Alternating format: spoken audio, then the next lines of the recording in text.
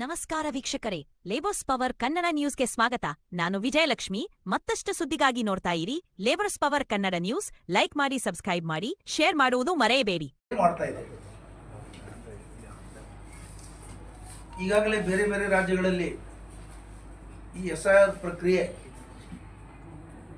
ಗೊಂದಲ ಉಂಟು ಮಾಡಿದೆ. ಆಡಳಿತ ನಡೆಸೋರ ಹತ್ರ ಗೊಂದಲ ಇದೆ, ಎಸ್ಐಆರ್ ಪ್ರಕ್ರಿಯೆ ಜಾರಿಗೊಳಿಸೋರ ಹತ್ರ ಗೊಂದಲ ಇದೆ, ಜನರ ಹತ್ರ ಗೊಂದಲ ಇದೆ. ಇಲ್ಲಿ ಕರ್ನಾಟಕದಲ್ಲಿ, ಅದು ವಿಶೇಷವಾಗಿ ನಮ್ಮ ಉತ್ತರ ಕರ್ನಾಟಕದಲ್ಲಿ ಭಾಳ ಗೊಂದಲ ಇದೆ. ಏನು ಗೊಂದಲ ಅಂತ ಕೇಳಿದ್ರೆ, ಎಸ್ಐಆರ್ ಪ್ರಕ್ರಿಯೆ ಮಾಡೋರು 2002-3ನೇ ಇಸ್ವಿನಲ್ಲಿ ಮತದಾರ ಪಟ್ಟಿಯಲ್ಲಿ ಹೆಸರು ದಾಖಲೆ ಕೊಡಬೇಕು. ಒಂದು ವೇಳೆ ಅವ್ರ ಹೆಸರು ಇರಲಿಲ್ಲ ಅಂದ್ರೆ ಅವ್ರ ತಂದೆ ತಾಯಿ ಇವರು ದಾಖಲೆ ಕೊಡ್ಬೇಕಂತ ಕೇಳಿದ್ದಾರೆ. ಇಲ್ಲಿ ಏನಿದೆ ಅಂದ್ರೆ, ಉತ್ತರ ಕರ್ನಾಟಕದಲ್ಲಿ ಬಹಳಷ್ಟು ಜನ ಗುಳೆ ಹೋಗು ಜನ ಇದ್ದಾರೆ. ವಿಶೇಷವಾಗಿ ಹಿಂದುಳಿದವರು, ಬಡವರು, ಆ ಜಾತಿ ಈ ಜಾತಿ ಇರಲಾರ್ದೆ ಎಲ್ಲ ಜಾತಿ ಧರ್ಮದ ಬಡವರು ವರ್ಷನಲ್ಲಿ 6 ತಿಂಗಳು ಗುಳೆ ಹೋಗ್ತಾರೆ ಇವರು. ಮಹಾರಾಷ್ಟ್ರ, ಗೋವಾ, ಇನ್ನಿತರ ರಾಜ್ಯಗಳಲ್ಲಿ, ಗುಜರಾತ್. ಅವರು ಆ ಸಂದರ್ಭದಲ್ಲಿ ಚುನಾವಣೆಯಲ್ಲಿ ಮತದಾನ ಮಾಡಿರುವುದಿಲ್ಲ, ಅವ್ರ ಹೆಸರಲ್ಲಿ ವೋಟರ್ ಲಿಸ್ಟ್ನಲ್ಲಿ ಇರುವುದಿಲ್ಲ. ಅವ್ರು ಏನು ಮಾಡ್ಬೇಕು ಈಗ? ಅದು ಭಾಳ ಸಮಸ್ಯೆ ಇದೆ. ಇದರ ಬಗ್ಗೆ ಯಾವ ರಾಜಕೀಯ ಪಕ್ಷದವರಾಗಲಿ, ಇವತ್ತು ಕರ್ನಾಟಕದಲ್ಲಿ ಆಡಳಿತ ನಡೆಸ್ತಾ ಇರೋಂಥ ನಮ್ಮ ಕಾಂಗ್ರೆಸ್ ಪಕ್ಷ ಆಗಲಿ,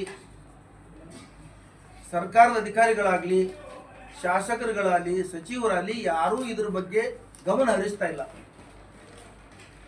ನಮ್ಮ ಇಂದ ಜನರ ಪರವಾಗಿ ನಮ್ಮದೊಂದು ಒತ್ತಾಯ ಏನಂದ್ರೆ, ಈ ಸರ್ಕಾರಕ್ಕೆ ಮತ್ತು MLAಗಳಿಗೆ, ಮಂತ್ರಿಗಳಿಗೆ ಇದರ ಕಡೆ ಗಮನ ಹರಿಸಿ ಜನರಲ್ಲಿ ಜಾಗೃತಿ ಮೂಡೋ ಕೆಲಸ ಮಾಡಿ. ಇದು SIR ಅಂದ್ರೆ ಜನರಿಗೆ ಗೊತ್ತೇ ಇಲ್ಲ. ಭಾಳ ಜನ ಗಾಬರಿ ಬಿಟ್ಟಾರ. ಇನ್ನು ಕೆಲವು ಜನ ಅದು ಮುಸ್ಲಿಮರ ಬಗ್ಗೆ ಅದ ಬಿಡು, ಮುಸ್ಲಿಮರಿಗೆ ಈ ದೇಶದಿಂದ ಹೊರಗೆ ಹಾಕ್ಲಿಕ್ಕೆ ಅದೊಂದು ಪ್ರಕ್ರಿಯೆ ಮಾಡ್ತಾ ಇದ್ದಾರೆ ತಿಳ್ಕೊಂಡ್ಬಿಟ್ರೆ, ಮುಸ್ಲಿಮರು ಏನು ತಿಳ್ಕೊಂಡಾರ ಅಂದ್ರೆ ಇದು ನಮಗೆ ನಾಗರಿಕತ್ವ ತೆಗಿತಾರೆ, ನಮಗೆ ಹೊರದೇಶಕ್ಕೆ ಕಳಿಸ್ತಾರೆ, ನಮಗೆ ಡಿಟೆನ್ಷನ್ ಸೆಂಟರ್ದಾಗ ಇಡ್ತಾರೆ, ಪುನರ್ವಸತಿ ಕೇಂದ್ರದಾಗ ಇಡ್ತಾರೆ. ಅವು ಗಾಬರಿಯಾಗ್ಯಾವ. ಎಲ್ಲರೂ ಒಂದೊಂದು ಥರ ಗಾಬರಿಯಾಗಾರೆ. ಕೆಲವ್ರಿಗೆ ನಾಲೆಜಿಕೆ ಇಲ್ಲ, ಇದ್ರ ತಿಳುವಳಿಕೆನಿಲ್ಲ, ಅವರು ಭಾಳ ಸೈಲೆಂಟ್ ಆಗಿದ್ದಾರೆ. ಆದರೆ ಇದ್ರ ಪರಿಣಾಮ ಏನಾಗ್ತದಂದ್ರೆ ಭಾಳ ಘೋರ ಪರಿಣಾಮ ಆಗ್ತದೆ. ಮರಣ ಶಾಸನ ಇನ್ನೂ ಒಳ್ಳೆಯದು, ಮರಣ ಶಿಕ್ಷೆ ಕೊಡೋದು ಇನ್ನೂ ಒಳ್ಳೆಯದು. ಯಾಕಂದ್ರೆ ನಾವು ಇಲ್ಲೇ ಸಾಯ್ತಾನೆ, ಇದೇ ಭಾರತದಾಗೆ ಮಣ್ಣೇರಾತಾನೆ. ಮತ್ತಿದು ನಾಗರಿಕತ್ವ ತೆಗೆದ್ರೆ ಏನು ಉಳಿತಾವಂದಿಲ್ಲ, 1000ಕ್ಕಿಂತಲೂ ಘೋರ. ಅದಕ್ಕೆ ನಮ್ಮ ಉದ್ದೇಶ ಏನಂದ್ರೆ, ಇವತ್ತು ಸರ್ಕಾರ ಮೊದಲು ಫಸ್ಟ್ ಮಾಡೋ ಕೆಲಸ ಏನಂದ್ರೆ, ಜನರಲ್ಲಿ ಜಾಗೃತಿ ಕೊಡಬೇಕು, SIR ಪ್ರಕ್ರಿಯೆಗೆ ವಿರೋಧ ಮಾಡಬೇಕು. SIR ಪ್ರಕ್ರಿಯೆ ಮಾಡುವ ಅಧಿಕಾರ ಚುನಾವಣಾ ಆಯೋಗಕ್ಕೆ ಇಲ್ಲೇ ಇಲ್ಲ. ಚುನಾವಣಾ ಆಯೋಗಕ್ಕೆ ನಾಗರಿಕತ್ವ ಪರಿಶೀಲನೆ ಮಾಡುವ ಅಧಿಕಾರ ಇಲ್ಲೇ ಇಲ್ಲ. ಆರ್ಟಿಕಲ್ 324 ಪ್ರಕಾರ 18 ವರ್ಷ ಮೇಲ್ಪಟ್ಟವರನ್ನು ಮತದಾರ ಪಟ್ಟಿಯಲ್ಲಿ ಸೇರಿಸುವುದು ಮಾತ್ರ ಕೆಲಸ ಚುನಾವಣಾ ಆಯೋಗದ ಅಧಿಕಾರ. ಅವನಿಗೆ ಮತದಾರ ಆಗಿ ಸೇರಿಸಲಿಕ್ಕೆ ಪರಿಶೀಲನೆ ಮಾಡಬೇಕು, 18 ವರ್ಷ ಆಗಿದೆ ಕಂಡುಕೊಳ್ಬೇಕು, ಆ ನಂತರ ಅವನಿಗೆ ಮತದಾರನ್ನು ಮಾಡಬೇಕು. ಇದು ಒಂದು ಬಿಟ್ಟರೆ ಅವ್ರಿಗೆ ನಾಗರಿಕರನ್ನಾಗಿ ಹೌದು ಅಲ್ಲೋ, ಇವನು ನಾಗರಿಕತ್ವದೋ ಇಲ್ಲೋ ಅನ್ನೋದು ಪರಿಶೀಲನೆ ಮಾಡೋ ಅಧಿಕಾರನೇ ಚುನಾವಣಾ ಆಯೋಗಕ್ಕಿಲ್ಲ. ಇವತ್ತು ಇದ್ರ ಪ್ರಕಾರ ಎಷ್ಟೋ ಸರ್ಕಾರಗಳು, ಇವತ್ತು ಮಮತಾ ಬ್ಯಾನರ್ಜಿ ಇರ್ಬೋದು, ಬೇರೆ ಬೇರೆ ರಾಜಕೀಯ ಪಕ್ಷಗಳಿರ್ಬೋದು, ಹೋರಾಟದ ಸಂಘ ಸಂಸ್ಥೆಗಳಿರ್ಬೋದು, ಇವರು ಸುಪ್ರೀಂ ಕೋರ್ಟ್ವರೆಗೆ ಹೋದರೂ ಸಹಿತ ಸುಪ್ರೀಂ ಕೋರ್ಟು ಇದನ್ನು ಸರಿಯಾಗಿ ಗಮನಕ್ಕೆ ತೊಗೊಳ್ತಾ ಇಲ್ಲ, ಜನರಿಗೆ ಒಂದು ನ್ಯಾಯ ಒದಗಿಸ್ತಾ ಇಲ್ಲ. ಇದ್ರ ಬಗ್ಗೆನೂ ನಮಗೊಂದು ವಿಷಾದ ಇದೆ. ಸರಿಯಾಗಿ ಕಾನೂನು ಪ್ರಕ್ರಿಯೆ ನಡೆಸಬೇಕು. ಮೊನ್ನೆ ಕರ್ನಾಟಕದ ಕ್ಯಾಬಿನೆಟ್ದಲ್ಲಿ ಒಂದು ನಿರ್ಣಯ ಮಾಡಿದ್ರು, ನಾವು SIR ಬಗ್ಗೆ ಕಾನೂನು ಸಲಹೆ ಕೇಳ್ತಾ ಇದ್ದೀವಿ. 1 ತಿಂಗಳಾಯ್ತು ಸ್ವಾಮಿಗಳೇ, ನೀವು ಇನ್ನೂ ಕಾನೂನು ಪ್ರಕ್ರಿಯೆ ಕೇಳ್ತಾ ಇದ್ದೀರಿ. ಇಲ್ಲಿ SIR ಮುಗಿತಾ ಇದೆ. ಇಷ್ಟು ಸ್ಲೋ ಪ್ರಕ್ರಿಯೆಯಿಂದ ನೀವು ಇಷ್ಟು ನಿರ್ಲಕ್ಷ್ಯ ಮಾಡಿದ್ರೆ, ನಾಳೆ ಕಾಂಗ್ರೆಸ್ ಪಕ್ಷದ ತಳಕ್ಕೆ ಬುಡಕೆ ಇದು ಸಮಸ್ಯೆ ಆಗ್ತದೆ. BJP ಅವರು ಏನು ಕಾಂಗ್ರೆಸ್ ಮುಕ್ತ ಅಂತ ಹೇಳ್ತಾ ಇದ್ದಾರೆ, ಅದು ಇದ್ರ ಮುಖಾಂತರ ಮಾಡ್ತಾ ಇದ್ದಾರೆ ಅವರು, ಅದು ನಿಮಗೆ ತಿಳಿತಾ ಇಲ್ಲ. ಅದಕ್ಕೆ ನಾನು ಹೇಳೋದು ಏನಂದ್ರೆ, ಈ SIR ಪ್ರಕ್ರಿಯೆಗೆ ಸರ್ಕಾರ ವಿರೋಧ ಒಡ್ಡಬೇಕು. ಅದು ನ್ಯಾಯಯುತವಾಗಿ ನಡೆಯಂಗೆ ನೋಡ್ಕೋಬೇಕು, ಕಾನೂನುಬದ್ಧವಾಗಿ ನಡೆಯಂಗೆ ನೋಡ್ಕೋಬೇಕು. ಚುನಾವಣಾ ಆಯೋಗಕ್ಕೆ ಇದು ಅಧಿಕಾರನೇ ಇಲ್ಲ SIR ಮಾಡೋದಾಗ್ಲಿ. SIR ಅಂದ್ರೂ ನಾಗರಿಕತ್ವ ಪರಿಶೀಲನೆ ಮಾಡ್ತಿದ್ದಾರೆ. ಆ ಅಧಿಕಾರ ಎಲ್ಲಿದೆ ನಿಮ್ಗೆ? ಸಂವಿಧಾನ ನಿಮ್ಗೆ ಅದು ಅಧಿಕಾರ ಕೊಟ್ಟಿಲ್ಲ. ಅದಕ್ಕೆ ಇದು SIR ಯಾರು ಮಾಡ್ತಾ ಇದ್ದಾರೆ ಅಂದ್ರೆ BJP ಚುನಾವಣಾ ಆಯೋಗದ ಮುಖಾಂತರ ಮಾಡ್ತಾ ಇದೆ. ಇದಕ್ಕೊಂದು ಉದಾಹರಣೆ ಏನಂದ್ರೆ, ಒಂದು ವಾರದ ಹಿಂದೆ ಕೇರಳದ BJP ಸಿಕ್ಕಾ ಚುನಾವಣಾ ಆಯೋಗದ ಆದೇಶದಲ್ಲಿ BJP ಸಿಕ್ಕಾಕ್ತಾರೆ, BJP ಪಕ್ಷ ಸಿಕ್ಕಾಕ್ತಾರೆ. ಚುನಾವಣಾ ಆಯೋಗದ ಮುಖ್ಯ ಕಚೇರಿ ಕೇರಳದ್ದು, ಆ ಮುಖ್ಯ ಕಚೇರಿಯಲ್ಲಿ BJP ಸಿಕ್ಕ ಹಾಕ್ತಾರೆ. ಅದು ಪ್ರಮಾದ ಆಗಿದೆ, ಕಣ್ತಪ್ಪ. ಹಂಗಾರೆ ಸಿಕ್ಕ ಯಾಕಿತ್ತಲ್ಲಿ? ಈಗ ಒಂದು ಯಾವುದೋ ಕಚೇರಿ ಸಿಕ್ಕ ಹಿಂದೆ ಮುಂದಾಗಿದ್ರೆ ಏನ್ರ ಚುನಾವಣಾ ಆಯೋಗದಲ್ಲಿ BJP ಸಿಕ್ಕ ಯಾಕಿತ್ತು? ಇದು ಯಾರು ಕೇಳ್ತಾ ಇಲ್ಲ. ಆಯ್ತು, ಕಣ್ತಪ್ಪ ಆಗಿರ್ಬೇಕು, ಮಾನವನು ತಪ್ಪು ಮಾಡೋದು ಸಹಜ. ಆದ್ರೆ ಸಿಕ್ಕ ಅಲ್ಲಿ ಹಾಕಿತ್ತು, ಬೇರೆ ಸಿಕ್ಕ ಹೊಡೆದಿದ್ರೆ ಕಣ್ತಪ್ಪಾಗಿದೆ ಅಂತ ಹೇಳ್ಬೋದು. ಚುನಾವಣಾ ಆಯೋಗದ ಕಚೇರಿಯಲ್ಲಿ BJP ಸಿಕ್ಕ ಅಂದ್ರೆ BJPನೇ ಚುನಾವಣಾ ಆಯೋಗ ನಡೆಸ್ತಾ ಇದೆ. ಚುನಾವಣಾ ಆಯೋಗ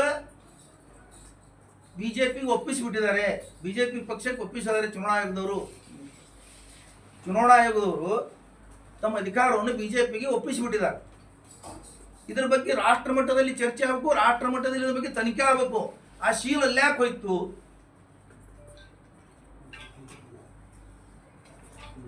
ಚುನಾವಣಾ ಆಯೋಗದ ಆಫೀಸ್ನಲ್ಲಿ ಸೀಲ್ ಯಾಕೆ ಹೋಯ್ತು? ಸಿಕ್ಕ ಯಾಕೆ ಹೋಯ್ತದು? ಈಗ ಕರ್ನಾಟಕದಲ್ಲಿ ಏಪ್ರಿಲ್ನಲ್ಲಿ SIR ಮಾಡ್ತಾ ಇದ್ದಾರೆ. ಎಷ್ಟು ಜನರಿಗೆ ನಾಲೆಜ್ ಇದೆ ಇದ್ರ ಬಗ್ಗೆ? SIR ಬಗ್ಗೆ ನಾಗರಿಕರಿಗೆ ನಾಲೆಜ್ ಇಲ್ಲ.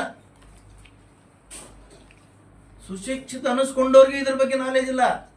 ಇನ್ನು ಗ್ರಾಮೀಣ ಪ್ರದೇಶದಲ್ಲಿದ್ದವರು, ಗುಳೆ ಹೋಗುವಂಥವ್ರು, ಬಡ ಕಾರ್ಮಿಕರು, ಕೂಲಿ ಕಾರ್ಮಿಕರು, ಮಹಿಳೆಯರು, ಅನಕ್ಷರಸ್ಥರು, ಬುಡಕಟ್ಟು ಜನಾಂಗದವರು, ಇವರಿಗೆಲ್ಲ ಎಲ್ಲಿ ನಾಲೆಜ್ ಇದೆ?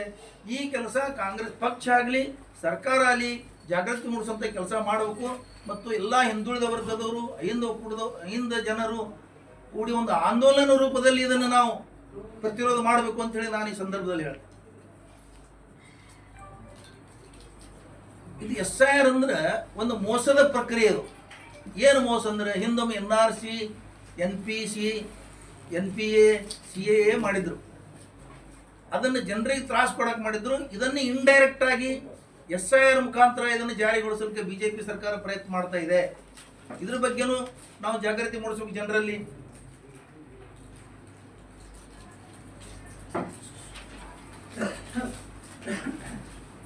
ನಾವೇನು ತಿಳ್ಕೊಂಡ್ಬಿಟ್ಟಿವಿ? SIR ಅಂದ್ರೆ ಮತಪಟ್ಟಿ ಪರಿಷ್ಕರಣೆ ಅಂತ ತಿಳ್ಕೊಂಡ್ಬಿಟ್ಟಿವಿ. ತಪ್ಪು ಕಲ್ಪನೆ. ಮತಪಟ್ಟಿ ಪರಿಷ್ಕರಣೆ ಬೇರೆ ಆಗ್ತಾ ಇದೆ. ಈಗ ಕರ್ನಾಟಕದಲ್ಲಿ ಚುನಾವಣೆ ಇಲ್ಲ, ಲೋಕಸಭೆಯಲ್ಲಿ ಚುನಾವಣೆ ಇಲ್ಲ, ಲೋಕಸಭೆಗೂ ಚುನಾವಣೆ ಇಲ್ಲ. ಮತ್ತು SIR ಪ್ರಕ್ರಿಯೆ ಇಷ್ಟು ತುರ್ತು ಮಾಡೋಕೆ ಏನು ಕೆಲಸ ಇದೆ? ಏನು ಅವಶ್ಯಕತೆ ಇದೆ? ಸರ್ಕಾರದ ಒಂದು ಹಿಡನ್ ಅಜೆಂಡಾ, ಅವರು ಮೋಸ ಮಾಡೋಕ್ಕೆ, ಜನರಿಗೆ ತ್ರಾಸ ಕೊಡೋಕೆ ಇದು ಮಾಡ್ತಾ ಇದ್ದಾರೆ. ಇದನ್ನು ನಾವು ವಿರೋಧ ಮಾಡ್ತೇವೆ. ಈಗ ಒಂದು ಎರಡು ತಿಂಗಳಿಂದ ಮ್ಯಾಪಿಂಗ್ ಆ ಮ್ಯಾಪಿಂಗ್ ಮಾಡೋರಿಗೆ ನಾಲೆಜ್ ಇಲ್ಲ, ಮ್ಯಾಪಿಂಗ್ ಮಾಡಿಸೋರ್ಗೂ ಅದ್ರ ಬಗ್ಗೆ ನಾಲೆಜ್ ಇಲ್ಲ. ಮೊದಲು ಅದ್ರ ಬಗ್ಗೆ ತರಬೇತಿ ಕೊಡ್ಬೇಕಲ್ಲ, ಮ್ಯಾಪಿಂಗ್ ಮಾಡೋರು ತರಬೇತಿ ಕೊಡಬೇಕು, ಸಾರ್ವಜನಿಕರಿಗೆ ತಿಳುವಳಿಕೆ ಕೊಡಬೇಕು. ಸರ್ಕಾರದ ಕೆಲಸ ಇದು. ಸರ್ಕಾರ ಇದ್ರ ಬಗ್ಗೆ ಗಮನನೇ ಹರಿಸ್ತಾ ಇಲ್ಲ. ಇನ್ನೊಂದು ವಿಷಯ ಹೇಳ್ಬೇಕಂದ್ರೆ, ಇವತ್ತು ಪೇಪರ್ದಾಗ ನೋಡಿದೆ ನಾನು, ಪಶ್ಚಿಮ ಬಂಗಾಳದ ಒಬ್ಬ ನ್ಯಾಯಾಧೀಶರು, ಕಲ್ಕತ್ತಾ ಹೈಕೋರ್ಟಿನ ಮಾಜಿ ನ್ಯಾಯಾಧೀಶ ಶಾಹಿದುಲ್ಲಾ ಮುನ್ಷಿ ಹೆಸರೇ ಮಾಯಾ. ಇದೊಂದು ದೊಡ್ಡ ಉದಾಹರಣೆ. ಇದು ದೇಶಕ್ಕೆ ಉದಾಹರಣೆ. ಹಿಂದೆ ಆಸಾಂನಲ್ಲಿ ನಾವು ನಾನು ಅದೇ ಹೇಳ್ತಾ ಇದ್ದೀನಿ, ಯೋಧರದು ನೋಬೆಲ್ ಪ್ರೈಸ್ ಪಡೆದಂಥ ಯೋಧರು, ಈ ರಾಷ್ಟ್ರಕ್ಕಾಗಿ ದುಡಿದಂಥ ಯೋಧರು, ಸ್ಕಾಲರ್ ನೋಬೆಲ್ ಪ್ರೈಸ್ ಪಡೆದಿದ್ರು. ಅವ್ರ ಹೆಸರಿಲ್ಲ, ಅಮರ್ತ್ಯ ಸೇನ್ ಅವ್ರ ಹೆಸರೇ ಇಲ್ಲ ಅದರಲ್ಲಿ. ಇವತ್ತು ಹೈಕೋರ್ಟ್ ಜಡ್ಜಿನ ಹೆಸರೇ ಇಲ್ಲ. ಹಂಗಾರೆ ನೀವು ಎಷ್ಟು ಪಾರದರ್ಶಕವಾಗಿ ಮಾಡ್ತಾ ಇದ್ದೀರಿ? ಇದು ಮುಸ್ಲಿಮರನ್ನ ಟಾರ್ಗೆಟ್ ಮಾಡ್ತಾ ಇದ್ದೀರಿ, ದುರ್ಬಲರನ್ನ ಟಾರ್ಗೆಟ್ ಮಾಡ್ತಾ ಇದ್ದೀರಿ, ಬಡವರನ್ನ, ಹಿಂದುಳಿದವ್ರನ್ನ ಟಾರ್ಗೆಟ್ ಮಾಡ್ತಾ ಇದ್ದೀರಿ. ಈ ದೇಶದಲ್ಲಿ ಹಿಟ್ಲರ್ ಆಡಳಿತ ತರಬೇಕು, ಹಿಟ್ಲರ್ ತರ ಮೆರಿಬೇಕು ಅನ್ನೋಂಥ ಒಂದು ಉದ್ದೇಶದಿಂದ ನೀವು ಎಲ್ಲರದು ನಾಗರಿಕತ್ವ ಹಕ್ಕು ಕಸಿದುಕೊಂಡು ಜನರನ್ನು ಶೋಷಣೆಗೆ ಒಳಪಡಿಸ್ಬೇಕಂತ ಇದ್ದೀರಿ ನೀವು. ಅದಕ್ಕೆ ನಮ್ದು ಇದು ವಿರೋಧ ಇದೆ. ಮುಖ್ಯವಾಗಿ ಕಾಂಗ್ರೆಸ್ ಸರ್ಕಾರದ ಮುಖ್ಯಮಂತ್ರಿ ಆದಿಯಾಗಿ ಶಾಸಕರವರೆಗೆ ಸಚಿವರೆಲ್ಲರೂ ಸೇರಿ ಇದಕ್ಕೆ ವಿರೋಧ ಮಾಡಬೇಕು, ಜನರಿಗೆ ತಿಳುವಳಿಕೆ ಕೊಡಬೇಕು, ಜನರ ಬೆಂಬಲಕ್ಕೆ ನಿಂದಿರಬೇಕು.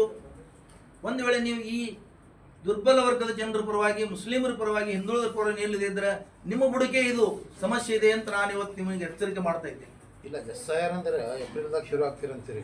ಪ್ರಾಕ್ಟಿಕಲ್ ಏನಾಗ್ತದೆ ಅದು ಹೇಳ್ರಿ, ಯಾರಿಗೂ ಗೊತ್ತಿಲ್ಲ ಅದು. ಅದೇ ಹೇಳುದ ಪ್ರಾಕ್ಟಿಕಲ್ ಏನ್ ಪ್ರಕ್ರಿಯೆ ಆಗ್ತದೆ SIR? ಈಗ ಪ್ರಾಕ್ಟಿಕಲ್ ಅಂದ್ರೆ ನೋಡ್ರಿ, ದಿನ ಮುನ್ಸಿಪಾಲಿಟಿ ಅವರು ಅನೌನ್ಸ್ ಮಾಡ್ಕೊ ತಿರುಗಾಡ್ತಾ ಇದ್ದಾರೆ. ಏನ್ ಹೇಳ್ತಾ ಇದ್ದಾರೆ ಅವರು? 2002ನೇ ಇಸ್ವಿಯಲ್ಲಿ ನಿಮ್ಮದು ಮತದಾರ ಪಟ್ಟಿಯಲ್ಲಿ ಹೆಸರು ಇದ್ದಿದ್ದು ತಂದು ಆಚಾರ ಮ್ಯಾಪಿಂಗ್ ಆಯ್ತ್ರಿ, ಅದು ಹಾ? ಮ್ಯಾಪಿಂಗ್ ಆಯ್ತು ಆಲ್ರೆಡಿ ಮುಗಿತು. ಈಗ ಅದು ನಡೆಯೋದು ಏನಾಗ್ತದಂತ ಈಗ ಮ್ಯಾಪಿಂಗ್ ಪ್ರೊಸೀಜರ್ ಕಂಪ್ಲೀಟ್ ಆಗ್ತದೆ. ಈಗ ಆಯ್ತಂದ್ರ 90% ಆಗಿದೆ ಈಗ. ಅದೇ ಹೇಳುದು ಸರ್. ಈಗ SIR ಪ್ರಾಕ್ಟಿಕಲ್ ಏನಾಗ್ತದೆ? ಪ್ರಾಕ್ಟಿಕಲ್ ಏನಾಗ್ತಂದ್ರೆ 2002ನೇ ಇಸ್ವಿ ಇದ್ದವ್ರು ತಂದು ಕೊಡಬೇಕು, ಇಲ್ಲಾಂದ್ರೆ ಅವ್ರ ನಾಗರಿಕತ್ವ ಅದು ಡಿಲೀಟ್ ಆಗ್ತದೆ. ನಾಗರಿಕತ್ವ ತೆಗೆದೇ SIR ಇದು. ಇನ್ಫಾರ್ಮೇಶನ್ ತಗೋರಿ. ಇಲ್ಲ ಇದೆ ಸರ್, ನಾಗರಿಕತ್ವನೇ SIR ಪ್ರಕ್ರಿಯೆನೇ ನಾಗರಿಕತ್ವದ ಪರಿಶೀಲನೆ. ರಿವಿಷನ್ ಆಫ್ ವೋಟರ್ ಲಿಸ್ಟ್ ಅದ, ಅದೆಲ್ಲ ಮಾಡುದು ರಿವಿಷನ್ ಆಫ್ ವೋಟರ್ ಲಿಸ್ಟ್. ಇಲ್ಲ ಇಲ್ಲ ಇಲ್ಲ, ನೀವು ಅಲ್ಲ, ನಾವು ತಪ್ಪಿಕೊಂಡ್ರೆ ನನ್ನ ಕಡೆ ದಾಖಲೆ ಇದೆ, ನನ್ನ ಕಡೆ ದಾಖಲೆ ಇದೆ. ನಾವು ಓದ್ತೀವಿ ಸದ್ಯ, ಈ ಸದ್ಯ ಓದಿ. ಅಡ್ರೆಸ್ ಚೇಂಜ್ ಆಗ್ಯದ, ಅದು ಅವ್ರದ್ದು ಅದ್ರಾಗ ಅದು ಮೆನ್ಷನ್ ಮಾಡ್ಯಾರ ಸರ್. ಇಲ್ಲಿದೆ ನೋಡಿ, SIR ಅಂದ್ರೆ ಮತಪಟ್ಟಿ ಪರಿಷ್ಕರಣೆ ಅಲ್ಲ. ನೀವು ಮತಪಟ್ಟಿ ಪರಿಷ್ಕರಣೆ ಅಂತ ಹೇಳ್ತಾ ಇದ್ದೀರಿ. ಟೈಟಲ್ ಇಟ್ ಸ್ವಲ್ಪ ರಿವಿಷನ್ ಅದ. ಹಾ, ಇಲ್ಲಿ ನೋಡಿ, ನಾಗರಿಕತ್ವ ಪರಿಶೀಲನೆ ಇದ್ರದ್ದು. ಅದೇ ಹೇಳಿದೆ ನಾನು, ಈಗ ಅದೇ ಹೇಳಿದೆ. ಅದು ಯಾವ ಅಫಿಷಿಯಲಿ ಬಂದದ